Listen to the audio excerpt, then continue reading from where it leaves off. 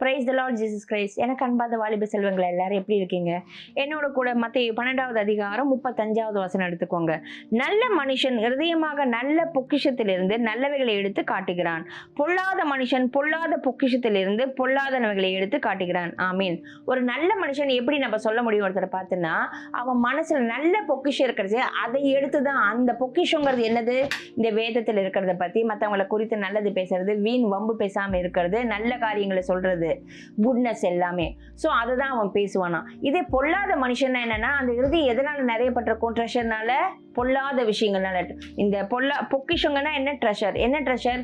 நல்லதும் ஒரு ட்ரெஷர், பொல்லாததும் ஒரு ட்ரெஷர். உங்க மனசு நல்லதை பத்தி யோசிச்சுட்டு இருக்குச்சு, நன்மையானதையே நினைக்கிறச்சு, கிறிஸ்துவ பத்தியே நினைத்து கொண்டிருக்கிறச்சு, அவர் வழியே தியானிச்சிருக்கச்சு, அது நல்லதை வச்சு பேசுறச்சு, நீங்க உங்களோட நல்ல அந்த சுபாவத்தை, நல்ல குணங்களை, பண்புகளை அந்த ட்ரெஷர் எடுத்து காண்பிக்கிறீங்க. இதே உங்க இருதயம் பொல்லாங்கானதை நினைத்து